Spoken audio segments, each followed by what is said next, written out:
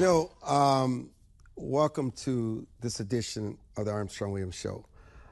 My favorite artists on the planet that I listen to every morning during my exercise routine or when I just need to uplift my spirits is the First Lady of Gospel Music, who's won 11 Grammy Awards, and she has won 15 Dove Awards and 4 Stella Awards. And one of the most particular songs that come to mind for me as I introduce this show today is very appropriate. Her song written ages ago about never grow old. And no matter what happens in life, we're all are going to grow old. Shirley Caesar started in 1951 with Federal Records when she was 12 years old. And while some people grow old and die, she grows old and she thrives. And we're going to take a look at people in our society today and the aging process and how some are still, they remain youthful, they continue to contribute, and how that changes, how their perspective changes, but their contributions only become richer. Let me welcome via telephone the First Lady of Gospel Music, Shirley Caesar. Welcome to the broadcast. Thank you. How are you doing? I'm always good when I can speak to you. How about that? I've known you since I was a boy in college when I was student body president, and you came and gave an electrifying concert, and we have been friends and for a long time, and so I always have so much respect for you, for your contribution to the world, for your longevity. And I wanted to talk about your longevity and growing old. You wrote that song, Never Grow Old, but you were talking about never grow old in the Lord. But talk about that process of where you were when you first started in 51 and where you are today and that transition to where we are in 2023. Wow. You're asking me to go back a long way. But I tell you what, I thank the Lord for bringing me through all of these years. If anyone would have told me, and by the way, I have 12 Grammys now, but if anybody would have told me that the little girl from North Carolina, from the Clay Hills, the one who played in a sandbox, and in the summertime I would take the sand and pour it down through my head to try to keep cool. But I would not have believed it if anybody would have told me. And so I'd give anything to have Mama today to see Shirley from my mom passed in 1986. And if anyone would ask me, would I believe that the Lord would do all of these things, I just could not believe it, but it has happened. What do you consider the most important factors that have contributed to your longevity and your overall well-being throughout this life that you did not expect? I could not see back then my mom would be gone. I could not see, when I stood at the altar I guess about 40 years ago and married my husband, Bishop Williams, I couldn't see this far. You know, we think that as we're standing at the altar that we're going to have our mates forever, but it didn't happen that way. And so, but still, we go on. We cannot give in. We cannot throw in the towel. And so here I am, 30, 40, 50 years later. Can you share some valuable lessons, life lessons, and even wisdom that you've gained over the years that you believe younger generations could benefit from? Well, Armstrong, the Bible said righteousness exalts a nation, and that sin is a reproach to any people. I just believe that all of these years, and there, it has not been like 10 or 15 years. All of these years, 50, 60 years, and 70 years, I know that it was nothing but the goodness of the Lord that brought me all of these years. I'm sure God did it. The girl sings a song, who did it? God did it. And we as singers must not ever take his glory. We as pastors and evangelists and preachers must not ever take his glory. All of the glory goes to the Lord. So many of the giants that influenced you, and you influenced them in the field of gospel, from the Five Blind Boys, the Sensational Nightingales, James Cleveland, Slim and the Supreme Angels, the Angelic Gospel Singers, Inez Andrews, Albertina Walker, which were part of your caravans. You've seen so many of these people who are no longer here. And even in your own personal life, your personal relationships, you come from a family of 12. You're the only of that family that remains.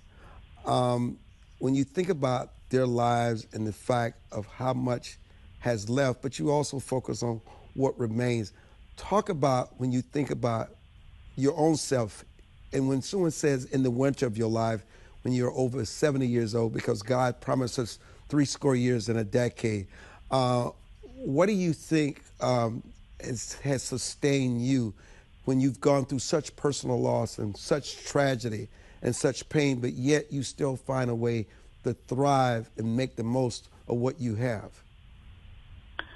I've cried a many a tear. There are times when I feel I'm alone. I may be lonely, but certainly I'm not alone. And when I think about I am the last one of 13. My mother had 13 children. Her second born died a crib death. I am the last, and I'm still here. I cannot but just have to say, well, just thank you, Lord. I lost my Michael Mathis. He was like my son. He'd been with me 43 years. And Armstrong, you knew Mike. You knew him, Michael Mathis. Painful. I'm telling you, man, I've not in front of people, but I've cried. And I've tried to be strong for everybody around me, even when my mom passed and all of my sisters and brothers. One by one, I tried to be strong. I would not let them see me weak. But let me tell you, the Lord has been with me. He's wiped tears away. He let me know that through it all, I can make it. And, those that listen to your program, I want you to know, I want them to know that no matter what it is, if you really think about this thing, if there's a way into a situation, there's a way out of it. And they can make it. I'm making it. And it's not easy. It's through tears and trials and tribulations. But some kind of way, God finds a way to bring me through. Obviously, do you think any of us, no matter what age we are ever prepared for this thing we call death? Because none of us can stay here forever. Do you think about it? Do you care about it? If the Lord called you today, would it matter? How do you put that in perspective now that you find yourself in the golden years of your life? Well, I first let me say this: all of these years, you're on your way up to the top of the hill, and we know that on the other side of the hill, that you're going to come down. You know, your body's going to get weak. You're going to go through some things, and I find that my way, Armstrong, of slowing it down as I come down the other side of the hill, because all of us are graveyard travelers.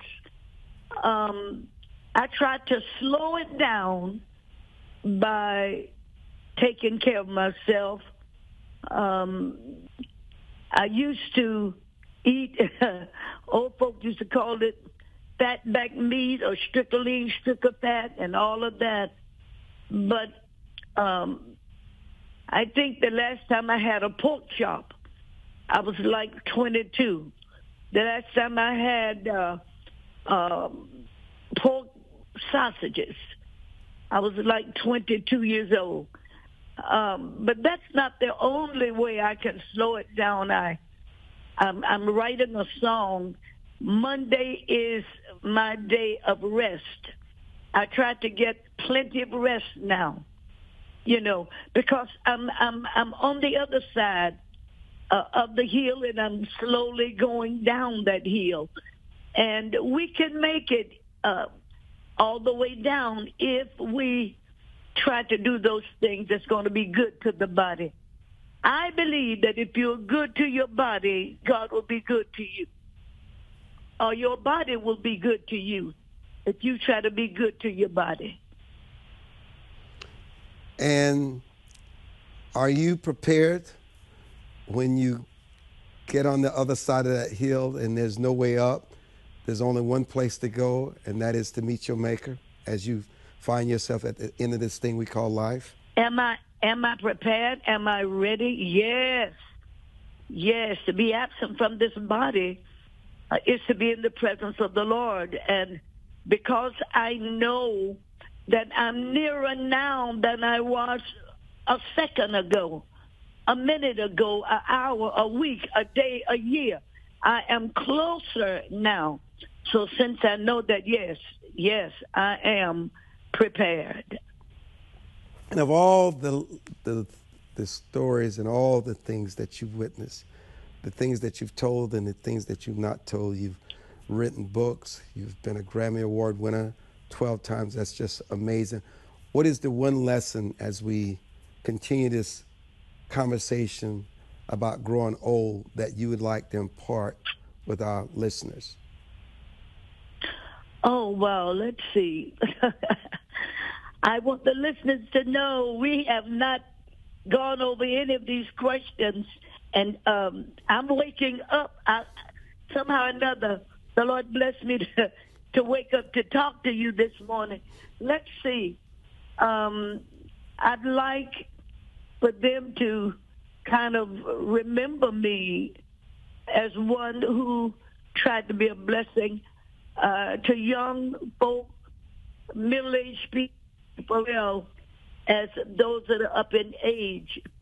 And when they look back over my life, I want them to know that I was one who really, really loved the elderly. I took care of my mom from the time I was 12 years old up until we laid that empty house in the clay. And so my life, I've tried to make it be a life of positiveness, not one of complaining and all of that. I try not to complain about anything because that's not going to solve it. So I'm not one that's filled with complaints. However, let the record show, I'm glad to be in the number. I'm glad to still be on this side of the dirt. Just glad to be here. Just in case during my journey I may have missed something, I'm glad to know that God is giving me more time to try to do whatever he wants me to do that's going to better the lives of somebody else.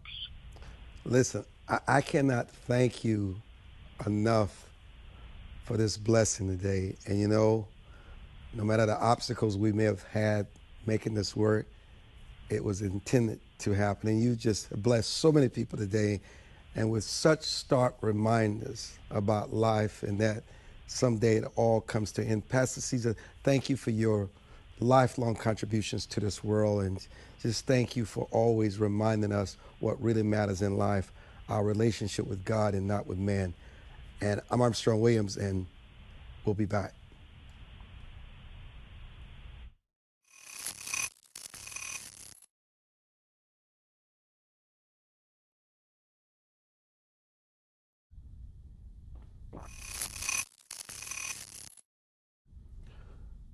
Now we're joined by Logan, Delany, Dr. Thelma Reese, and my mentor and hero, Bob Brown. But you know what? I'm going to do it a little different. You know, Shirley Caesar just really, I don't know, it just, Mr. Brown, it really resonated with me what she had to say. Dr. Reese, you are soon to be 90. You're not there yet, right? Well, I'm a month away, Armstrong. In fact, I hope you'll be here for that. And it was really, it's an honor to be on, having listened to Shirley Caesar. She is such an inspiring person. It's beautiful to hear her. And I have to say that I'm finding turning 90 different, very different from having turned 89 last year. Tell us the difference. Well, I've spent the last, in fact, I sent you something I wrote about it. I got it. I received it. You get it? Yes. So you know that I've spent the last 20 years largely thinking about aging well. What do we do to really post most people's retirement to keep going, keep interested, develop new interests, and so forth. And all of a sudden, I realized last year, and I had written a few books about it, about the new aging woman and the new senior woman, the new senior man, and how seniors are saving the world. And I felt it very, very deeply. And all of a sudden, I realized that all the things I was concentrating on were things I'd been talking about for 20 years. I was hearing my own voice coming back to me in echoes. And I thought, well, this is something new. Something new is going on with me. And it's got to do with the passage of so many years. I'm very fortunate that I'm still here.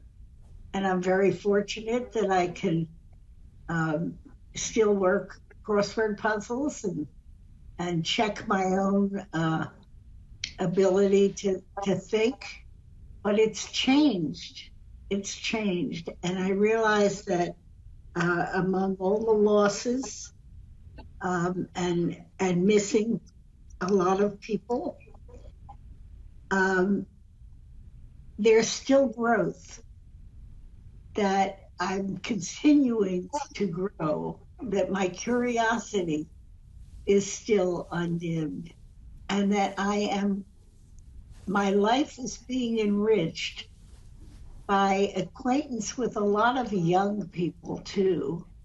I have some young people still in college who call me on Skype or Zoom once a week, and we just chat as friends.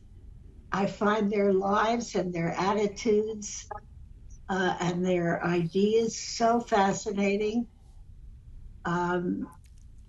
It's opened my mind to a lot of things. It dampens my discouragement about other things that I see. And it's made me realize even more deeply how much we are truly connected as human beings.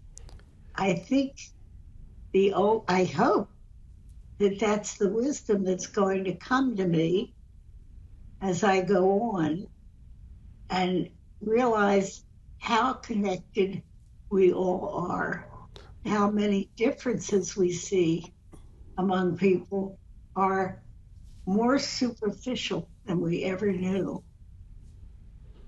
You know, I didn't think of this show today as mortality counseling.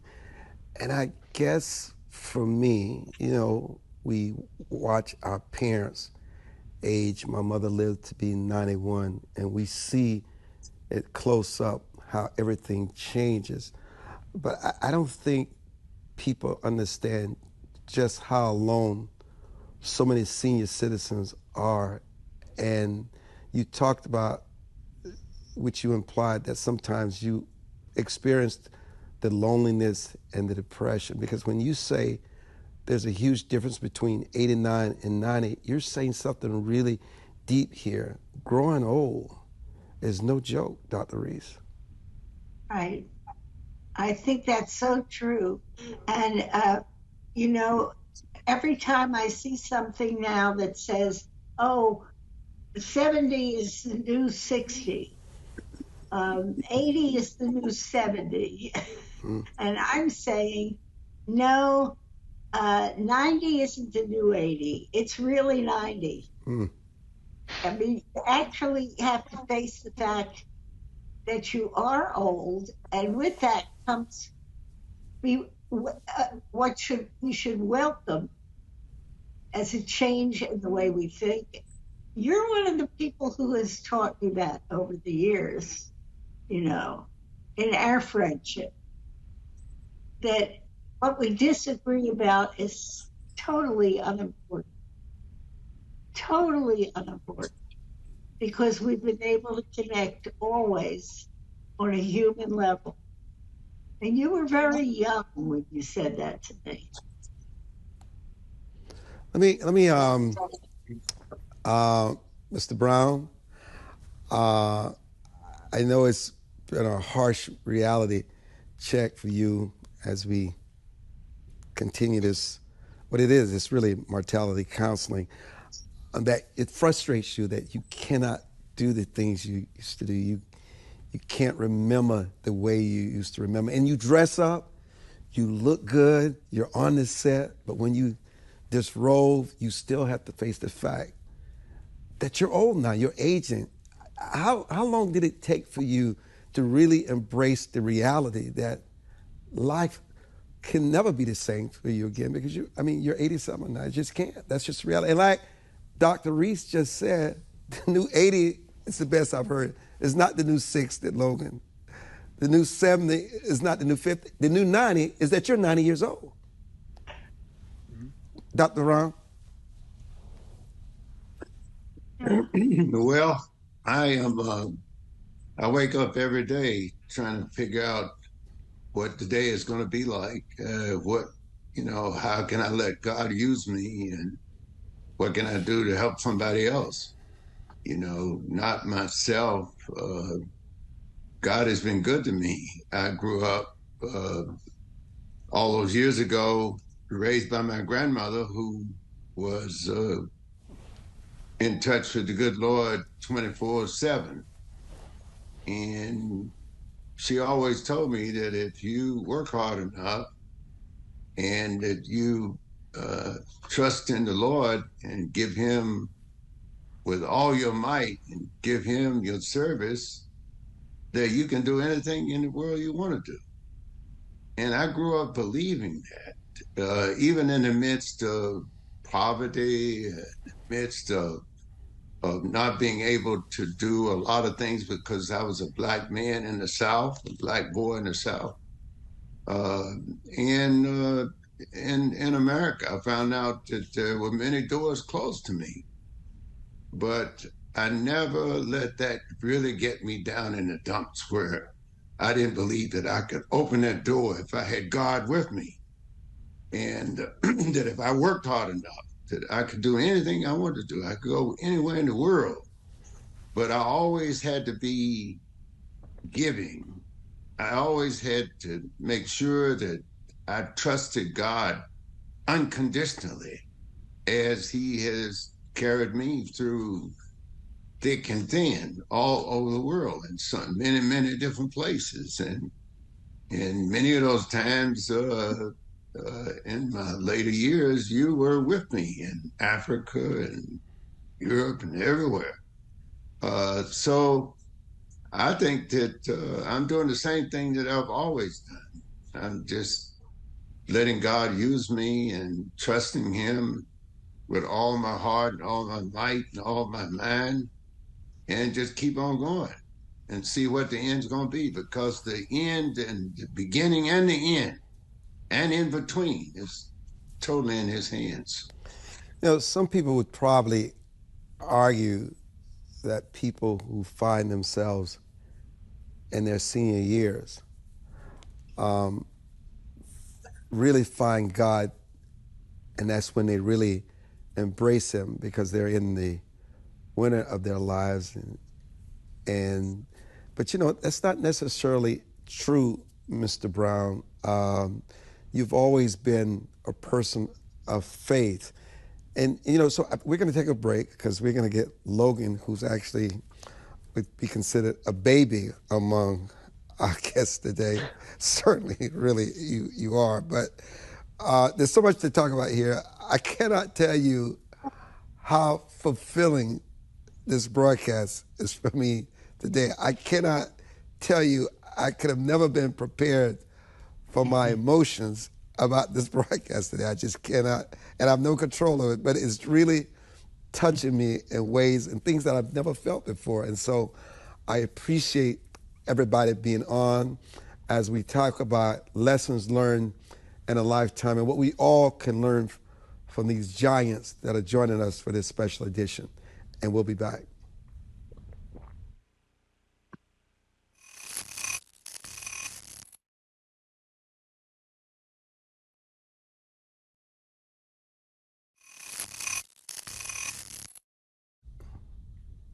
And welcome back into our lifetime lessons learned. Mr. Brown, as we're going out to break, we're talking about that a lot of people feel that people in the winter of their lives find God because they're at that hill that they're climbing over that First Lady Shirley Caesar spoke about, but that has always been a part of your life.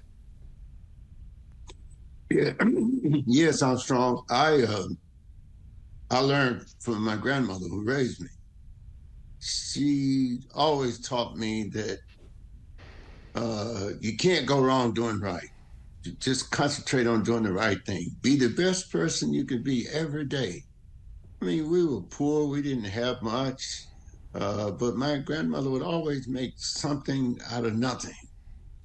And she would always be sharing whatever we had, food, clothes, or whatever we had. She shared it with everybody else. And growing up in a poor community, I was sometimes wondering, is my grandmother okay? What in the world is she doing?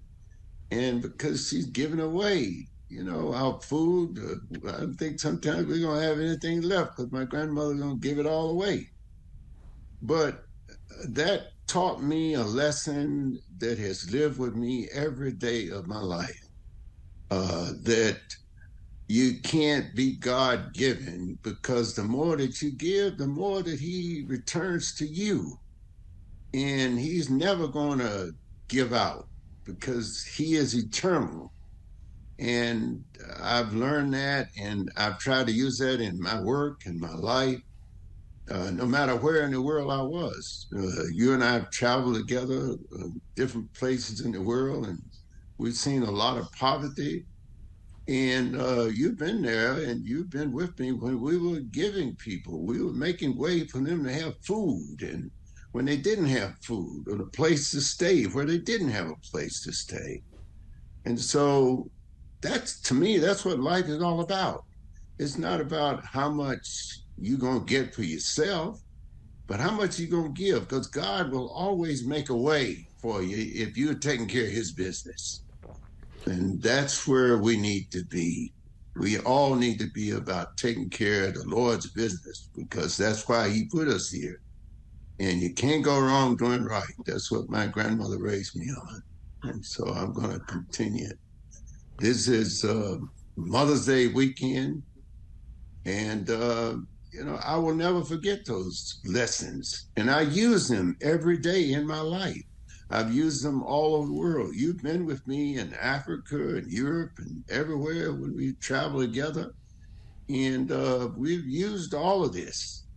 When we saw people hungry and didn't have anything to eat, we made sure they have food to eat. When they didn't have clothes, we would bring container loads of clothes and shoes to Africa and other places where we were. So when God gives it to you, give it back, because it doesn't belong to anyone. I mean, so Logan, there's this biblical quote that I often refer to, and it tells us our days may come to 70 years or 80, as Dr. Reese discussed, if our strength endures, and yet the best of them are but trouble and sorrow, for they quickly pass and we fly away. Your thoughts? Well, Armstrong, I couldn't hear you clearly on everything you said, but when you talked about things pass and fly away, one of the things I've learned in life's lessons is that very often things will not go the way you plan. And you have to be resilient and look for the opportunities where things go wrong. And one of the other things that I've learned is that life, where things might go wrong, it's really important that you don't get down and feel bad about it, and think that, oh, it's my fault, I did something wrong. You just have to learn about it. Do you think, even though you're in the prime of your life and you've reached that rich old 70 mark, do you think things have changed for you, where you've had to make an adjustment because of the aging process? Well, I certainly have, and I've changed my entire life. One of the things physically is that I love to do sports, and I find that I can't ride my bike as fast as I used to, or as far, although I still do 10 miles a day. I can't ski as fast as I do. I don't play golf as well as I do, but I still enjoy it. And I play and live at an age-appropriate level of activity. But the most important activity that I find that I have to keep engaged in is the mental process and thinking and being intellectually challenged. And I'll give you an example. About 5 years ago, I was interested in the meaning of light, and I started studying astronomy. And in order to understand astronomy, I had to learn some physics. And in order to understand physics, I had to understand and learn mathematics. And I decided that even though I was 70 years old at the time, it was not too late to learn new intellectual activities, to be challenged by intellectual questions that help you explain life.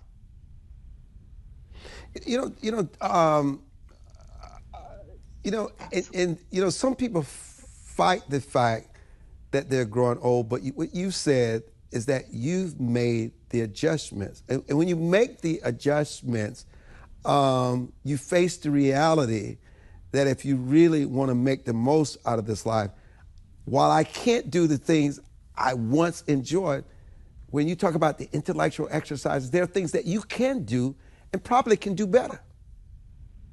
Yeah.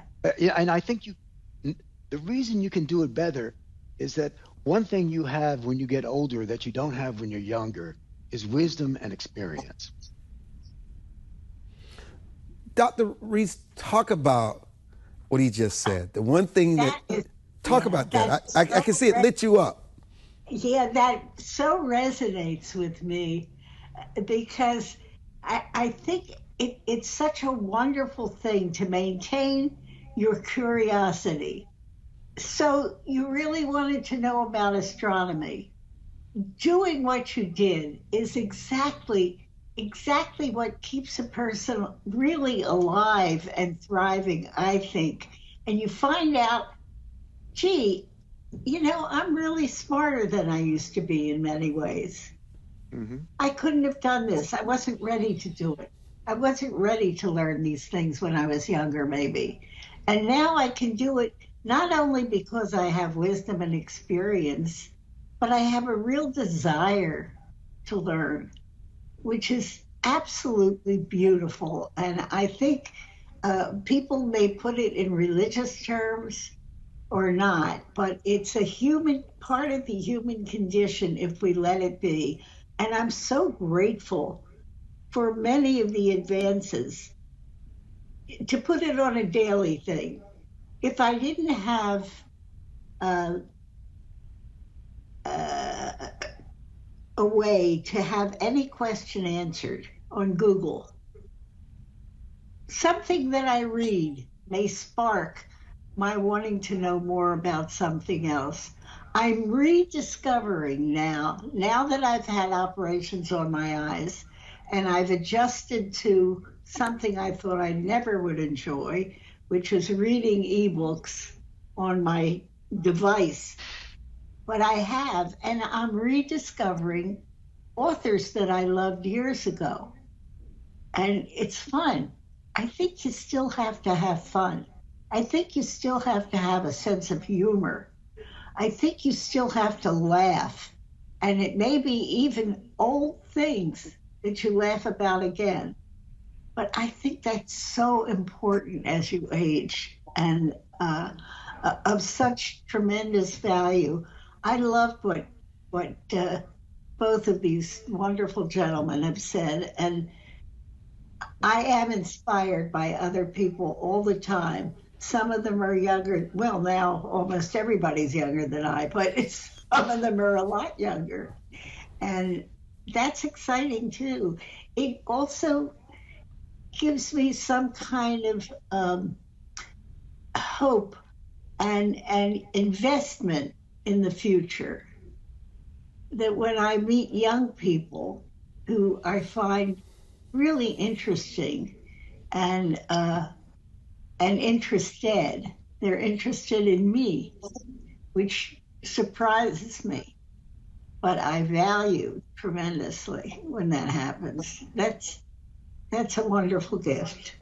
We're gonna take a quick break here. I mean, things that you can do better than you ever imagined when you grow old and you learn things about yourself that were just.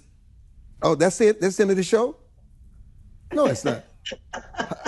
Oh, I'm good. You're right. You know what? I'm so out of it. My emotions are so all over the place today. I must admit, I got to tell you something.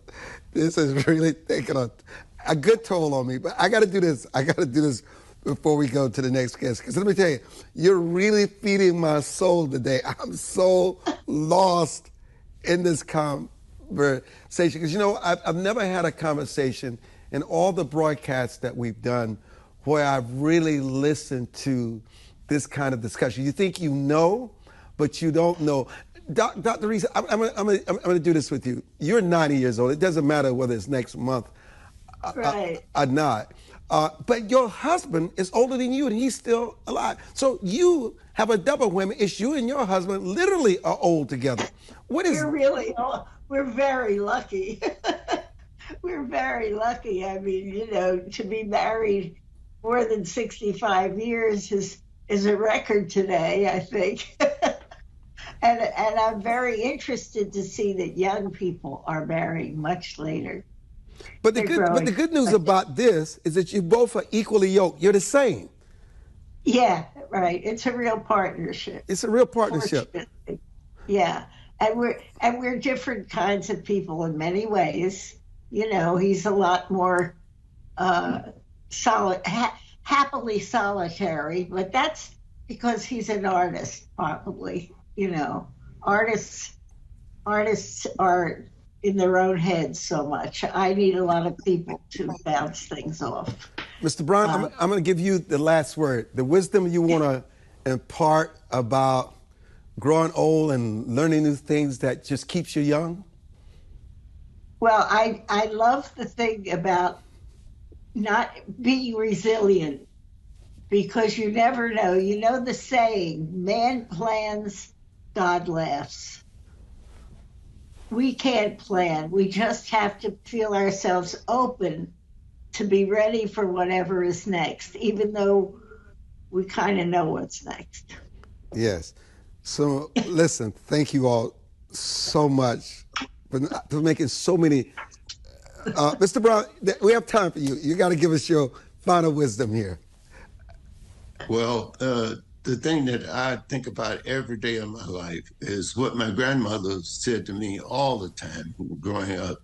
She said, Bobby, you go to school this morning, treat everybody right, and do the right thing because you can't go wrong doing right. She told me that about 10 million times, that you can't go wrong doing right. She said, do the right thing. She said, even if it hurts sometimes, she said, do the right thing anyway. And she said, live with that because God will take you to the mountaintop by doing the right thing. Thank you, Gems. I mean, you guys are the pillars of our society. I have such respect for our elders, and I just continue to pray for long life and good health. We'll be back. I'm Armstrong Williams. Don't go away.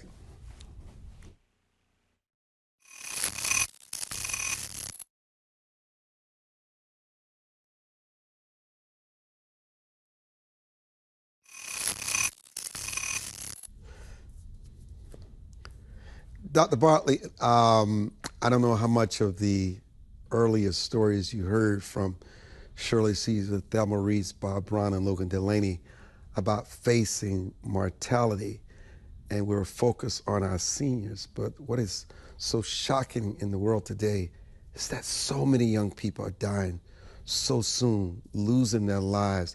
Many of their parents and grandparents are outliving them. Talk about this issue of facing morality and for people really appreciating what it really means to have life and what happens when you decide to disrespect your body and the drugs, the alcohol, things that you do that shorten your life, and you don't realize it until you become old, and then you wish you could go back in time and have done things differently. Because I've always said, the success I have today in my health, and my businesses, and my relationship has to do with the choices I made early on in my life. Always a joy to join you, Armstrong, and what a timely discussion. Every decision we make has consequence tomorrow. And I think fundamental to have with our people is that they have not all inspired, pursue vision. Without vision, throw off pursuit.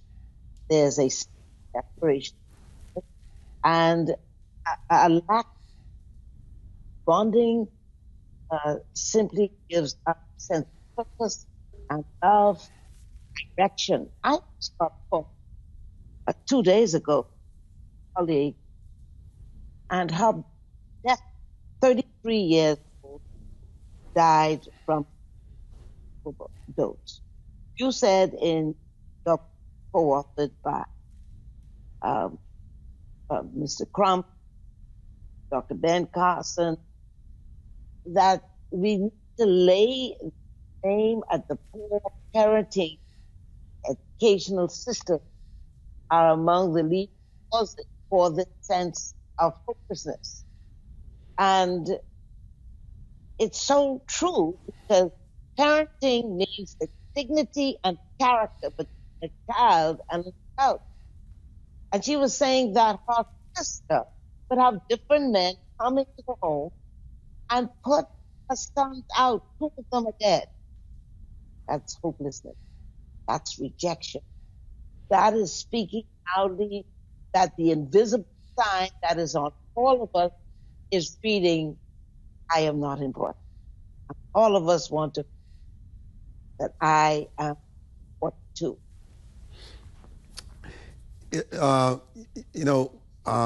Many of us want to believe that life is complicated, but it's really not as complicated as it seems. You got to have a moral compass. You must have a disciplined lifestyle, and you've got to have people that feed the soul and not poison your soul. I mean, because you're known by the company that you keep, and whether you believe it or not, while you may be influencing them, they're also influencing you, Dr. Bartlett. I can tell you that when I was in college, the first day in Augustana College, Bartlett, Illinois, my mother left me. My mother left me, and there were two young that we went into all the black. It was a primarily dominantly white school, and that's not what I was brought up. Not taught to segregate. My grandmother on my father's side was a white Benin, and so but when I stepped, they were all smoking marijuana or snorting coke. I could see my mommy back here in the Bahamas. Oh no, but the sense that I couldn't sell my country, parents, it gave the two of us, three of us all together. We said no. But the point that you said, it depends on company. I had that the first day. And eventually, I learned that your company gives you a glimpse of your. And after 4 years of saying no, but still hang around some of those folks for a quick New York minute in my 4th year, I tried them. And I came home, and I have a friend, her name is Rosalind. I'm always so grateful to her. I don't hang out with people. She said, let's go to church. That's how I came in. And so, all right, it's just very simple. There's no freedom without boundaries. You are the company you keep. You are what you think. You can't grow high, and your environment determines whether you can sustain success. Dr. Debbie Bartlett, thank you so much for joining us for this edition of the Armstrong Williams Show. It's always a pleasure to have you. I want to just say that, senior citizens, there is so much that we can learn from the seniors in our lives. Just so much wisdom. It was so refreshing hearing our guests talk about, because we like to think about people being old and at the end of their life, but you know what? In many ways, they're at the beginning of their lives, because their lives are going to end like ours. It's going to end.